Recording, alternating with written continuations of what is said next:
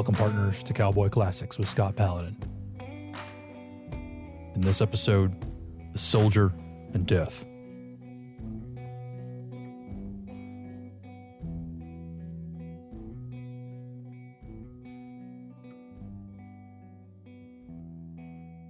Once upon a time, there was a soldier who had served God and Great Sovereign for 25 whole years, and had only in the end earned 3 biscuits.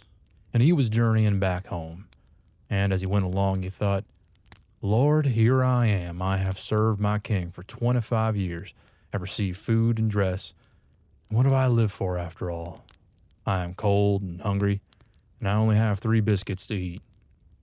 So he pondered and thought, and decided to desert and run away whither his eyes might lead him.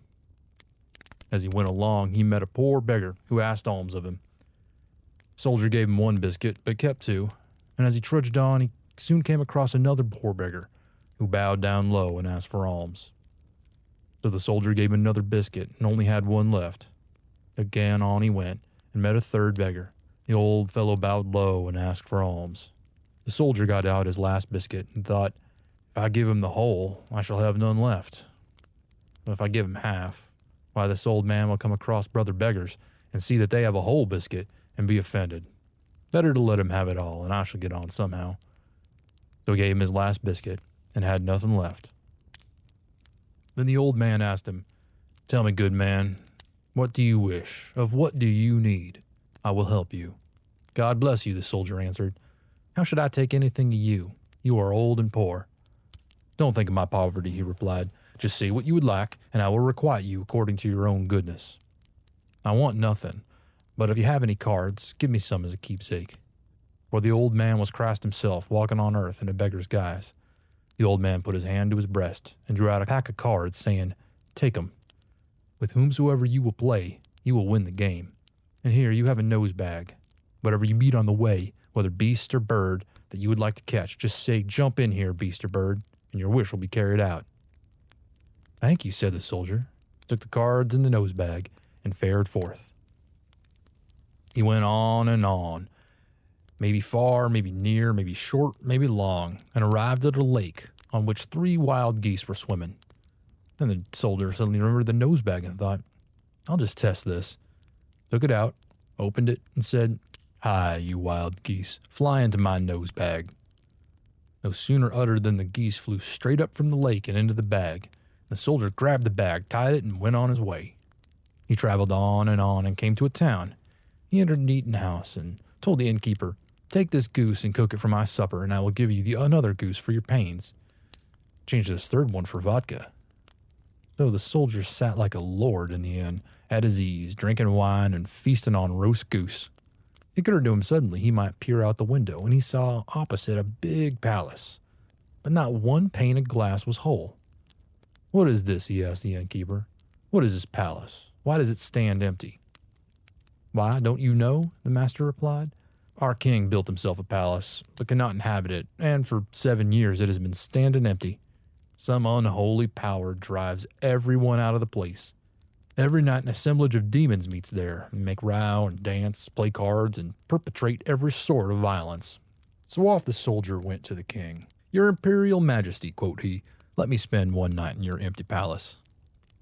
What do you mean, fellow, said the Tsar. God bless you, but there have been some daredevils like you have passed the night in this palace, and not one emerged alive. Well, still, a Russian soldier cannot drown in water or burn in fire.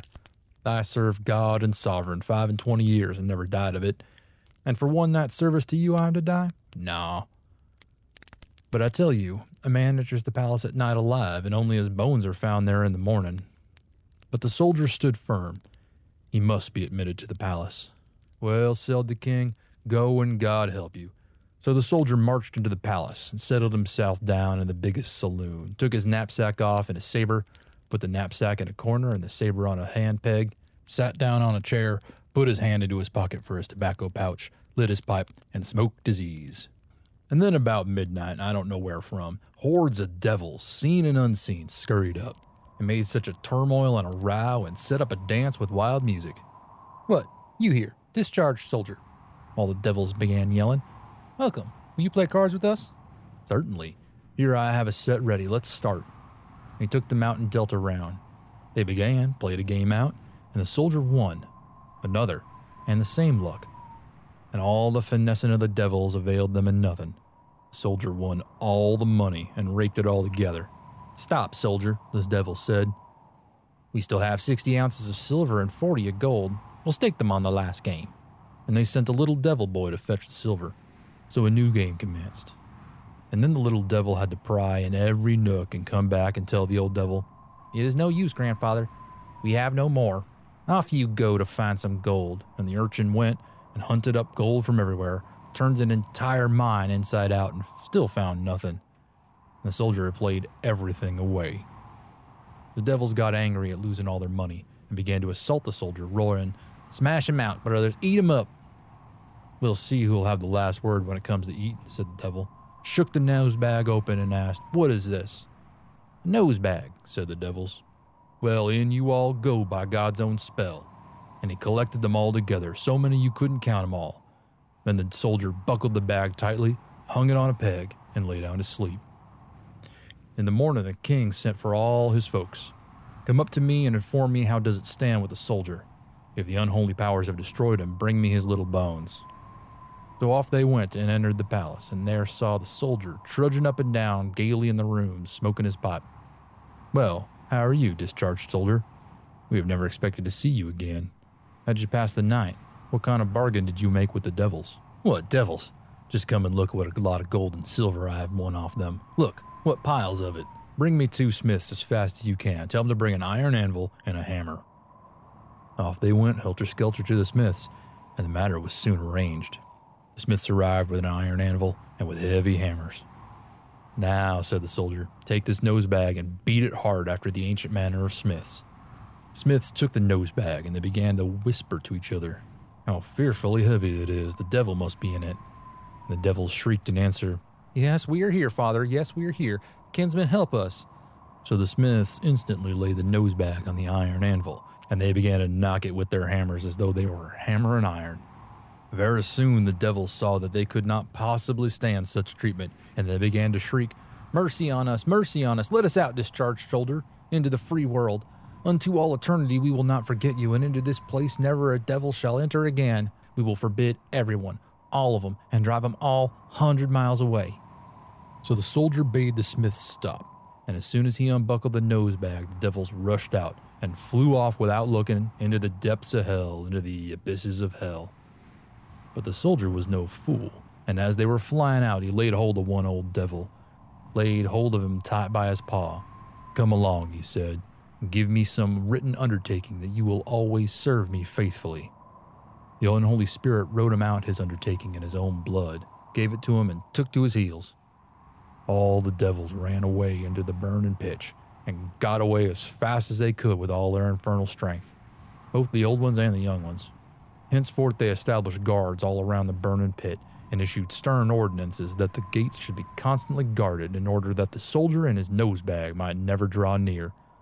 Soldier came to the king, and he told him some kind of tale about how he had delivered the palace from the infernal visitation. "Thank you," the king answered. "Stay here and live with me, and I will treat you as if you were my brother." So the soldier went and stayed with the king, and had sufficiency of all things, simply rolled in riches, and he thought it was time he should marry. So he married, and 1 year later God gave him a son. Then this boy fell into a fearful illness, so terrible that there was nobody who could cure it, and it was beyond the skill of physicians. There was no understanding of it. The soldier thought of the old devil and the undertaking he had given him, and how it had run in the undertaking, "I shall serve you eternally as a faithful servant." And he thought and said, "What is my old devil doing?" Suddenly, the same old devil appeared in front of him and asked, "What does your worship desire?" And the soldier answered, "My little boy is very ill. Do you know how to cure him?" So the devil fumbled in his pocket and got out a glass, poured cold water into it, and put it over the head of the sick child. And he told the soldier, "Come here and look into the water." And the soldier looked at the water, and the devil asked him, "Well, what do you see?" "I see death standing at my son's feet." "Well, he is standing at his feet, then he will survive. If death stands at the head, then he cannot live another day." So the devil took the glass with the water in it and poured it over the soldier's son, and in that same minute the son became well. "Give me this glass," the soldier said, "and I shall never trouble you for anything more." And the devil presented him with the glass, and the soldier returned him the undertaking.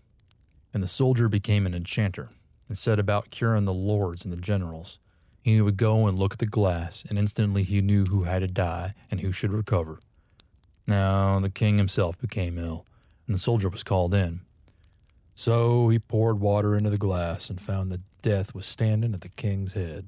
The soldier said, "Your Imperial Majesty, there is nobody in the world who can cure you. Death is standing at your head, and you only have 3 hours left of life." When the king heard this speech, he was furious with the soldier. What? He shrieked at him. "You who have cured so many lords and generals cannot do anything for me? I shall instantly have you put to death." And so the soldier thought what he should do, and he began to beseech death. "Oh, death," he said, "give the king my life and take me instead. For it doesn't matter to me whether I live or die, but it is better to die by my own death than to suffer such a cruel punishment." And so he looked at the glass, and he saw that death was standing at the king's feet. And the soldier took the water and sprinkled it on the king, and he recovered completely. "Now, death," said the soldier, "give me only 3 hours interval in order that I may go home and say farewell to my wife and son."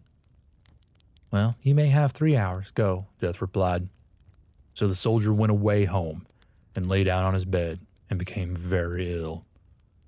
And when death was standing very near him, she said, "Now, discharged soldier, say goodbye quickly. You only have 3 minutes left to live in this bright world." So the soldier stretched himself out, took his nose bag out from under his head, opened it, and asked, "What is this?" Death answered, "A nose bag." "Well, if it's a nose bag, then get in it." And death instantly jumped straight into the nose bag. And the soldier, ill as he was, jumped up from his bed, buckled the nose bag firmly together, very tightly, threw it on his shoulder, and went into the woods. And he went there, and he hung this bag on the bitter aspen on the very top twig, and he went back home. From that day forward, nobody died in that kingdom. They were born, and they kept on being born, and they never died. And very many years went by, and the soldier never took his nose bag down. One day he happened to go into the town. He went, and on his way he met such an old lady. So old, on whichever side the wind blew she inclined. "Oh, what an old lady," the soldier said. "Why, it is almost time she died." "Yes, father," the old dame replied. "Time has come and long since gone. At the time when you put death into the nose bag, I only had 1 hour left in which to live in the white world, and I should be very glad to have some rest. But unless I die, the earth will not take me up. And you, discharged soldier, are guilty of an unforgivable sin in God's eyes, for there is not a single soul left on earth who is as tortured as I am." Then the soldier stayed and began to think. Yes. It would be better to let death out. Perhaps I too might die. And beyond this too, I have many sins on my conscience. Thus it is better now whilst I am still strong and I bear pain on this earth. For when I shall become very old, then it will be all the worse for me to suffer anything. So he got up and he went into the woods, and he went up to the aspen and saw there was the nose bag hanging very high and shaking in the winds to all sides. "Oh, you death," he said, "are you still alive?" A faint voice came out of the nose bag. "Yes, father, I am alive." So the soldier took the nose bag, opened it, he let out death. And he laid himself out on his bed, bade farewell to his wife and son, and he begged death that he might die. She ran outside the door with all the strength in her feet. "Go," she cried. "It is the devils who shall slay you. I shall not slay you." So the soldier remained healthy and alive, and he thought, "Shall I go straight into the burning pitch? For then the devils will throw me into the seething sulfur until such a time as my sins have been melted off me." And he bade farewell for all, and he went with knapsack in hand straight into the burning pitch. And he went on, maybe near, maybe far, maybe downhill, maybe uphill, maybe short, maybe long, and he at last arrived at the abyss. And he looked, and all around the burning cauldron there stood watchmen. As soon as he stopped at the gate, a devil asked him who was coming, a guilty soul to be tortured. "Why do you come? What are you carrying with you?" "Oh, a nose bag." And the devil shrieked out of his full throat and made a tremendous stir. All the infernal powers roused themselves and looked out of the gates and windows with their unbreakable bolts. And the soldier walked around the cauldron, and he called out to the master of the cauldron, "Let me in, please. Do let me into the cauldron. I have come to you to be tortured for my sins." "No, I will not let you in. Go away wherever you will. There is no room for you here." "Well, if you will not let me in to be tortured, at least give me 200 souls. I will take them up to God, and perhaps the Lord will pardon my faults." And the master of the cauldron answered, "I will add 50 more souls to the lot. Only do go away." So he instantly ordered 250 souls to be counted out and be taken to the rear gates in order that the soldier might not see him. So the soldier gathered up the guilty souls, and he went up to the gates of paradise. The apostles saw him and said to the Lord, "Some soldier or other has come up here with 250 souls from hell. Take them to paradise, but do not let the soldier in." But the soldier had given up his nosebag to one guilty soul and told it, "Just look here. When you enter the gates of paradise, say at once, 'Soldier, jump into the nosebag.'" Then the gates of paradise opened, and the souls began to go in. And this guilty soul also went in, and for sheer joy forgot about the soldier. Thus the soldier was left behind, and could not find any home in either place. And for long after that, he still had to live and go on in the white world.